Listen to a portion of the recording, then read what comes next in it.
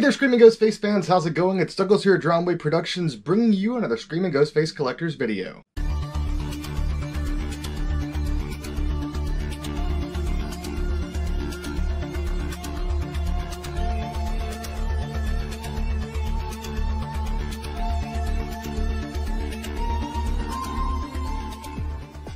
Today we're going to be taking a look at my very last Halloween scores. Most of these items actually arrived either on Halloween or right before Halloween. These are things I haven't shown you guys yet, and they really didn't warrant an individual video by themselves, but I figured this would be a fun video to put together. I guess we'll get the weirdest one out of the way first. I was recently hit up by Mr. Corey Hirsch because he wanted to send me a surprise package. If you guys don't already know the name Corey Hirsch, he is probably the Scream collector with the coolest Scream collection. There's a lot of large collections like mine, but Corey just has the absolute cream of the crop whenever it comes to Scream stuff. All sorts of really, really amazing Scream 1 screen use props, just literally absolutely mind-blowing. And of course, I accepted his offer. Now you guys are probably wondering, what sort of mystical, magical, cool items could I have gotten from Corey, who has had so many amazing things throughout the TV series, the actual films, production stuff, just so much cool stuff. What could it be? And the answer is a bunch of more shoes.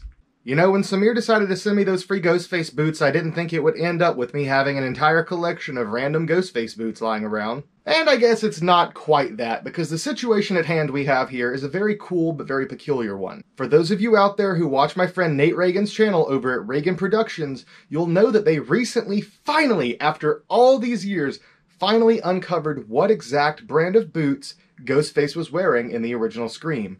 This is something people had tried to figure out for many, many years, but there was really no good leads. And finally, Nate and Corey together did manage to figure that out. If you guys want to know that information, go watch that video. And what you see here is the aftermath of that. In a very interesting way to try and find out what exact pair of boots it was, Corey kind of just went online and bought every pair of boots that he could find that seemed remotely close that had the BOKS Reeboks box logo on the bottom of the sole. A good example would be these boots here. If you look on the bottom of them, you will see that red box with a BOKS box logo. There's just a split second in the movie where you can see that logo, and due to that information being found, Nate went on the hunt to see what they could find, and like I said, Corey just bought a bunch of random pairs. Unfortunately, none of these are the exact type of boots, but a lot of them are very, very close. These in particular, I think, are probably the closest. And Corey just had all these random boots and was like, look, dude, do you want these? And realistically, even though none of these are going to fit me, I figured, what the hell, I do life-size displays sometimes. If I'm doing some kind of a display for a haunt or something like that, there's some times where a mannequin needs a pair of nice boots, and these would work great for something like that. Or, if nothing, maybe I can find someone who can actually fit some of these boots, and I'll just give them a pair of boots. So a huge thank you to Corey for that one. It is certainly not the coolest package I could receive from Mr. Hirsch, but it is still a greatly appreciated one. Alright, next up I guess we're going to look at a couple of eBay scores, and then we'll end it with another surprise package I received. So, let's look at these next. I ended up picking up both of these masks right around the same time. It may even have been the same day, but they both popped up for a relatively cheap price. Not necessarily a steal, but a lot lower than you see these going for these days. So I went ahead and grabbed both. Here we have two original run What's Up Scary Movie Killer masks. This version is the T-stamp version of the mask, and this version is the standard EU stamp. For those of you who did not know, there are multiple versions of each Scary Movie Killer mask. I'm pretty sure it's only a normal EU stamp and a T-stamp version, but still that's multiple different types. I grabbed both of these because the tags, as well as the masks themselves, seem to be in better condition than the ones that I already had. However, unfortunately, there were issues with both of these that the sellers did not disclose. One detail I missed is that the top of this hang tag was ripped. However, they did reinforce it with some plastic on the back. It's not noticeable display-wise, but it is damage to the tag. And also, there is some pink staining under the eye here. This particular copy, the tag is fine. However, there's some big pink stain on the side of the face over here. Neither of these damages were disclosed, and with how the pictures were taken, they weren't really noticeable from the listing. The tear at the top of this tag was, but I completely missed that as well. It's unfortunate that both of these masks are damaged, but I am pretty sure I can remove the pink on the masks with Pink Away. But regardless, at least now I have a first run example of each of these masks. Previously, my standard EU stamp one was one of the newer versions, which had a much lighter color image of the Ghostface mask, or the What's Up mask, you get the point. But other than those small bits of damage, these are both really nice masks, and I'm certainly happy to add them to the collection. And the next piece has actually been on display with me here the entire time. Here we have a brand new EU MK stamped, or RDS, polyester shroud Ghostface mask. This copy popped up on eBay recently for super cheap, and the only real reason I got it is because I don't have a polyester shroud RDS mask. Got a normal cotton, a tagged cotton, and now a polyester shroud.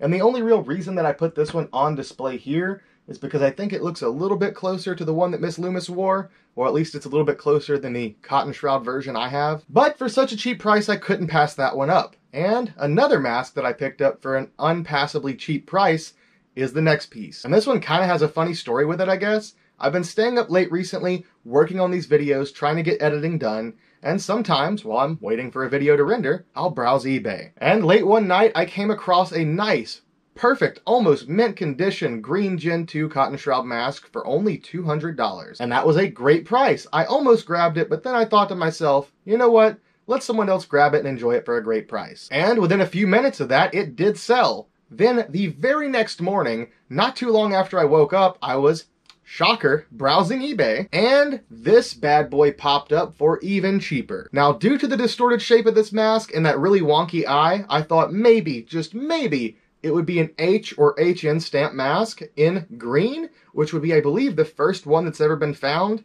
However, unfortunately, upon arrival, it was just a standard Gen 2 green cotton shroud mask. But regardless of it just being a Gen 2, it is still a really nice mask. Very wonky eye cut there, but overall, really great shape, really nice condition. And I don't know at this point if I'll be keeping this one, if I'll sell or trade it to another collector, or what. I kind of like it, but I do already have a Gen 2 cotton shroud green. And now we're down to the last package, that surprise package. And if you guys have been watching my recent videos, you probably already know who it's from. Samir has just been absolutely exceedingly generous recently. He just keeps sending me these packages. There's no, hey man, you've got something on the way. Nothing. It just shows up at the door and there it is. And this time I didn't even know it was from Samir initially because it was ripped open and had the received in damaged condition sticker on it. But I don't believe anything's missing, so let's just go ahead and take a look. Well, first things first, there is something kind of missing. Samir did send us some Halloween candy, and this did arrive on Halloween. However, since it arrived on Halloween, we already ate it all. All of which are greatly appreciated and are awesome gifts, but the other gifts that were sent along are even cooler. So let's go ahead and take a look. First up, we have a standard VHS copy of Scream. And this thing is a little bit beat up, so I think it may end up just being like a project piece. Maybe I'll try to make some kind of art out of it. I actually wasn't sure if there was something broken in the box or not, because whenever I, received it, it kind of had these rattling sounds going on, so I thought something was broken inside of the package, but nope. It seems like something's just broken inside of the tape. Next up, we have another EU mask for Mr. Samir. This time, we have a Scream 4 production run style mask that was sent. This is not a production run from set style mask. This is just one of the April to June 2010 finish EUs, which is appreciated. Super awesome to have one of these untagged in case I ever do a Scream 4 style Ghostface costume. Or who knows, maybe it'll end up being given away in the future here on the channel. And here we have a cool production piece from Scream Resurrection or Scream Season 3. For those of you who have watched it, you already know what this is about, but obviously this is a flyer for the Mr. Fade party that was going on. This is one of many that were made for production. I presume there were probably many of these made. It's just a simple printed out piece. So it's nothing too crazy, but at the same time, a really cool piece to put on display with the Resurrection production mask, as well as the Resurrection screen used knife, which if you guys haven't seen that video, go check it out. I did tell Samir about the knife ahead of time because Samir is a huge MTV Scream fan, whether it be seasons 1 and 2 or VH1/MTV Scream Season 3, Resurrection, whatever you want to call that last season. He has quite a few production pieces as well as cast and crew pieces from that, so this was a really awesome addition to the collection and I greatly appreciate it. And now, last but not least, we have what is probably the coolest piece out of any of this. We have an original Roman Bridger style Ghostface foam. These are pretty hard to get a hold of, now more so than ever because there's more Scream collectors than ever and more people that actually know what to look for in regards to the Ghostface boots, knives, phones, thanks to people like Nate Reagan. And in fact, Due to Nate, we were able to identify what style phone was used in Scream 3, because Nate actually owns the Hero Ghostface phone. If you guys want to check it out, he actually does have a video on that. This piece isn't screen used, but still, it is certainly cool. I've always had it in mind to start collecting some of the older phones from Scream as well, but obviously I've been more tied up in purchasing merchandise and masks and screen use props, stuff like that. So to be gifted one of the key phones from the franchise is greatly, greatly appreciated. This thing is super, super cool, and if I ever do just any Ghostface cosplays in public now, I'm going to be carrying this thing with me, regardless of whether it's Scream 3, Scream 4, Scream 1, doesn't matter. I really don't know what to say except the same as usual. Thank you so much, Samir, for your generosity. These gifts are greatly appreciated. And thank you, Corey Hirsch, for all the odd-sized boots. I'll definitely put some use to them, or somebody will. And with that being said, I guess there's nothing left to do but give you guys some nice close-ups. I love you all, thank you for watching, and see you next time.